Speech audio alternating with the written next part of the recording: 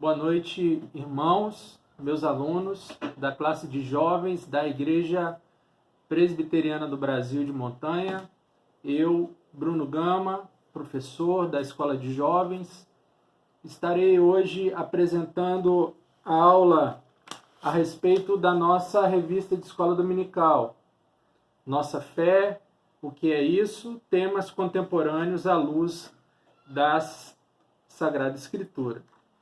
E hoje nós vamos finalizar a lição de número 4, que trata do que é cosmovisão cristã. E o nosso texto básico, Efésios, capítulo 5, versículo 15 ao 17, que diz o seguinte: portanto, vede prudentemente como andais, não como nécios, e sim como sábios, remindo o tempo, porque os dias são maus.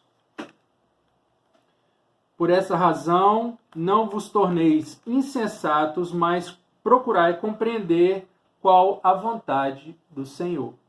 Então, no versículo 15, a palavra do Senhor diz que nós temos que andar de forma prudente, ver prudentemente como nós andamos, não como nécios, ou seja, como pessoas estúpidas, ignorantes, pessoas imprudentes, e sim como pessoas sábias. Remindo o tempo, ou seja, resgatando o tempo, que é o contrário de desperdiçar o tempo, porque os dias são maus. E por essa razão não vos torneis insensatos. E aqui a resposta de como não se tornar insensato, ou seja, como não se tornar uma pessoa estúpida, ignorante, inculta, uma pessoa que faz tolices. Procurai compreender qual a vontade do Senhor. E é sobre isso que a cosmovisão fala, a vontade do Senhor. Cosmovisão, como nós falamos em aulas passadas, significa a visão a respeito de tudo. Por isso, a palavra cosmo, que quer dizer algo que se relaciona com tudo que existe. Visão de tudo. Em que sentido? No sentido de que cada um de nós e cada sistema político e social tem uma visão a respeito de coisas centrais na vida do ser humano e de uma sociedade. Conceitos a respeito de família, a respeito de política, a respeito de religião, a respeito de cultura, a respeito de direitos humanos. Então, a cosmovisão é uma visão a respeito de tudo. E existem várias cosmovisões. Poderíamos dizer que cada um de nós possui uma cosmovisão. E a nossa cosmovisão ela é formada a partir de várias influências. Influências culturais, influências políticas, influências sociais, influências familiares. Mas o que nos importa é saber a visão de Deus a respeito das coisas. Qual a visão de Deus a respeito do casamento? Qual a visão de Deus a respeito de política? Qual a visão de Deus a respeito de caridade, a respeito de direitos humanos, a respeito da igreja, a respeito do ser humano, a respeito da religião, a respeito da existência, a respeito da criação, a respeito daquilo para o qual nós fomos feitos?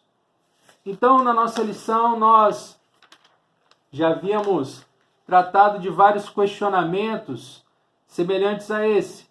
Por exemplo, número 1, de onde tudo vem?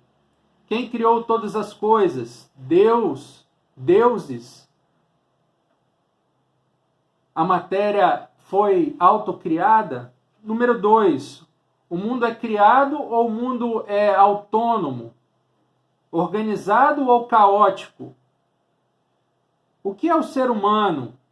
É um símio, ou seja, um macaco, um primata evoluído?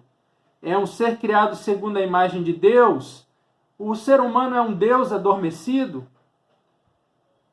Número 4, o que acontece após a morte? Uma extinção total? Uma transformação em um estado mais elevado? A reencarnação? Número 5, por que é possível conhecer alguma coisa? Somos a imagem de um Deus racional? A consciência e a racionalidade evoluíram de maneira fortuita ou orientada? Número 6. Como distinguir entre o certo e o errado? Tudo é relativo ou existem absolutos morais? Como imagem de Deus, nossas noções éticas vêm de Deus ou vêm de um outro sistema de ideias? Qual o sentido da história humana? Como compreender a vontade de Deus e viver para a sua glória? Então, todas essas perguntas, elas são objeto de análise da cosmovisão. E existem dois grandes sistemas. O primeiro grande sistema é o sistema ateísta.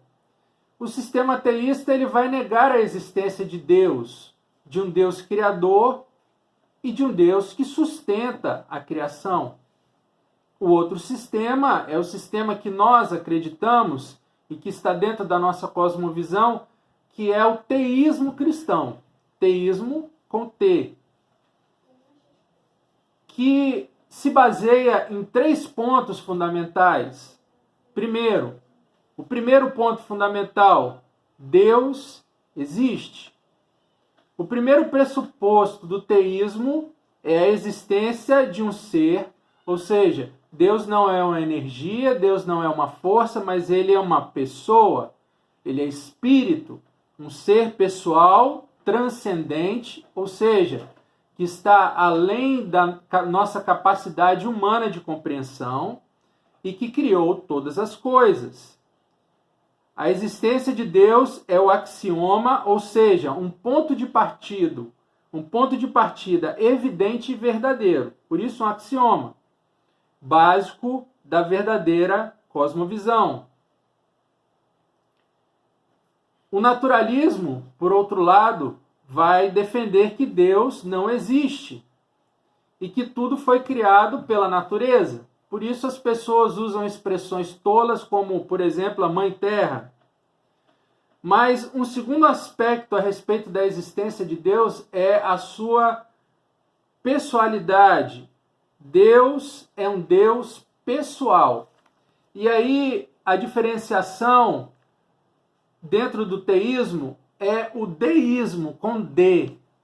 Os deístas com D são teístas que acreditam que Deus criou todas as coisas, mas que hoje ele está longe, que Deus está distante, que Deus organizou o mundo, criou leis para o funcionamento do mundo, da humanidade, mas hoje ele está longe, ele está distante.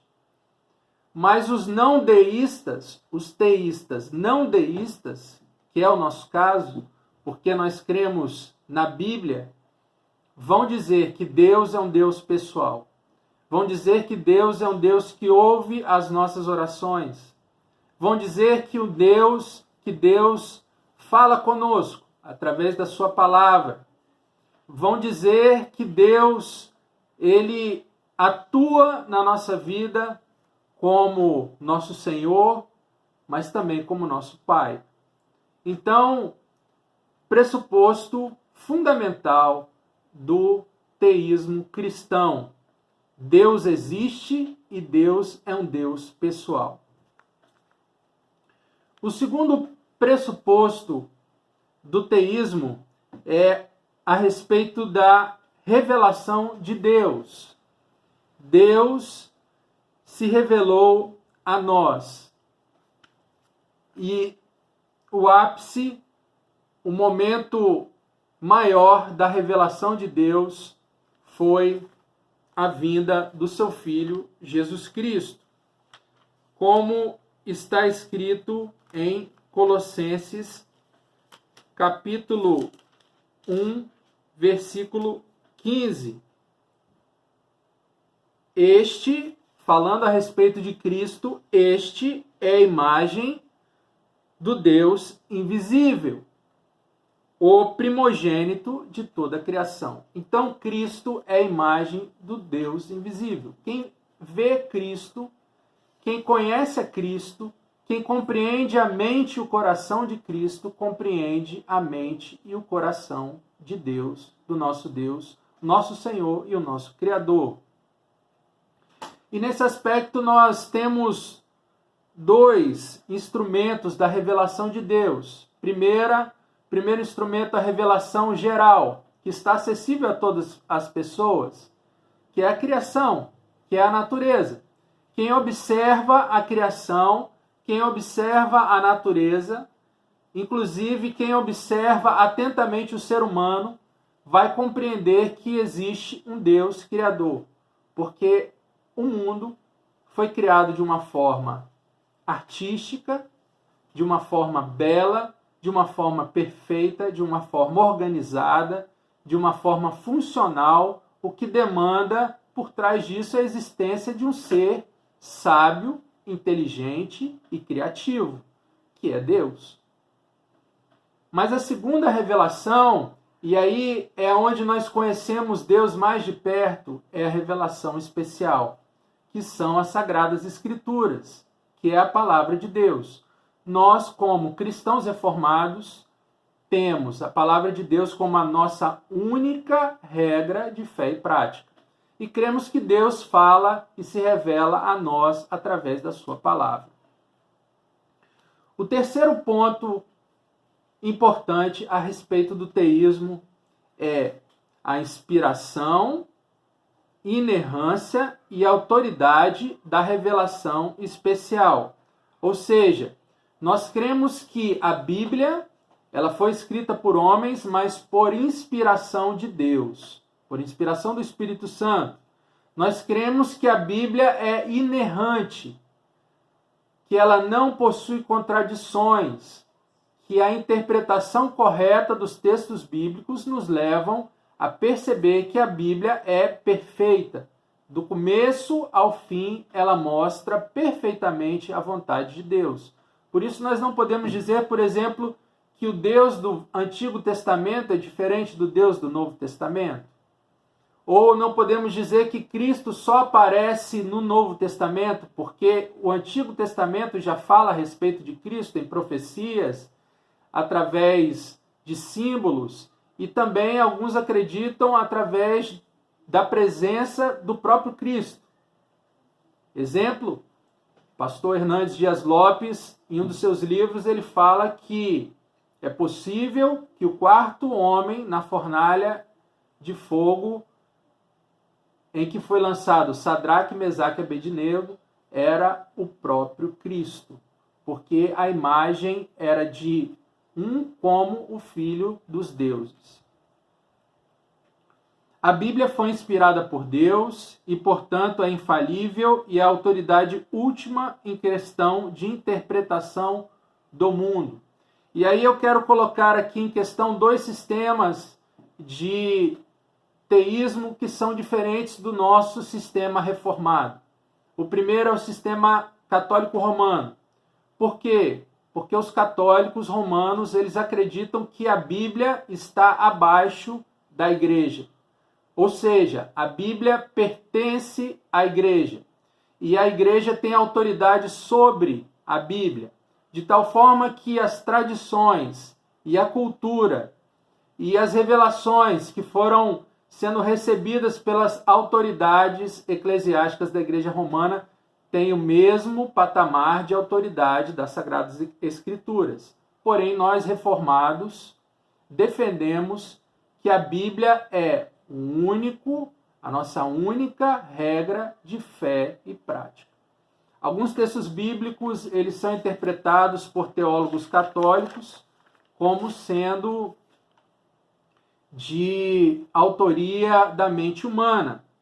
Por exemplo, eu separei um comentário de uma Bíblia católica em Samuel, capítulo 2 e 3, em que o comentarista católico diz: isso nos mostra que os poderosos, em todos os tempos e lugares, usam frequentemente a religião para explicar e justificar os seus próprios atos.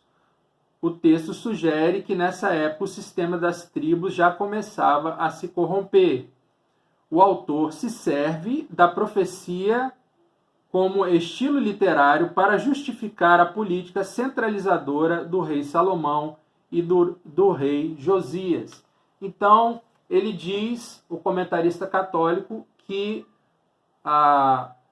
quem escreveu esse trecho aqui do texto de Samuel utilizou esse trecho para justificar a política do rei Salomão e do rei Josias. De tal forma que a inspiração para escrever esse texto veio da própria mente humana ou da própria análise do curso da história e não de uma revelação espiritual vinda de Deus, vinda do Espírito Santo. Um outro sistema que é completamente diferente do nosso é o sistema maçônico. A maçonaria, ela defende um panteísmo. O que é o panteísmo? É crer que toda fonte de informação a respeito de religião e a respeito da mente e da filosofia humana é válida. Então, o cristianismo ele é tão válido e tão certo quanto o espiritismo é tão válido e tão certo quanto o islamismo, que é tão válido e tão certo quanto as filosofias gregas de Aristóteles e Platão e tudo mais. E a referência é essa, né? Tudo isso é válido para orientar o ser humano na sua caminhada aqui na Terra. Mas nós repetimos, nós, como cristãos reformados, cremos que a palavra de Deus é a única regra de fé e prática para que nós sigamos. Não que nós desconsideremos o testemunho daqueles que vieram após a revelação que está nas Sagradas Escrituras, mas nós enfatizamos que Lutero, Calvino, Moody, John Miller e tantos outros heróis da fé, eles procuraram seguir a palavra de Deus e nisso foram bem-sucedidos. Amém, meus irmãos? Essa, então, as nossas considerações, fechando assim a nossa quarta lição, que diz respeito ao tema O que é cosmovisão cristã. Espero que vocês estejam bem, espero que vocês estejam se alimentando da palavra de Deus, orando uns pelos outros, orando pela igreja, no sentido de corpo de Cristo. E peço que vocês assistam os vídeos também que foram postados na semana passada. Vocês têm liberdade também para compartilhar com outras pessoas. E vou finalizar com uma oração em favor de vocês e de todos que estão assistindo esse vídeo. Pai, nós te agradecemos porque a tua palavra é verdade que nos sustenta e nos alimenta. O Senhor já havia previsto que teríamos dias difíceis, mas o Senhor nos prometeu que no mundo teríamos aflições, o Senhor nos revelou isso, mas que deveríamos ter bom ânimo, alegria, coragem, porque o Senhor Jesus venceu o mundo e nós queremos ter o Senhor Jesus como nosso modelo de vida. Abençoa, nos guarda, a cada um de nós que está assistindo esse vídeo, aos nossos alunos, à nossa igreja, à nossa cidade, aos nossos entes queridos, que o anjo do Senhor possa acampar ao redor de cada um de nós e nos proteger de todo mal. Assim eu te peço e te agradeço em nome de Jesus. Amém. Deus abençoe em nome de Jesus.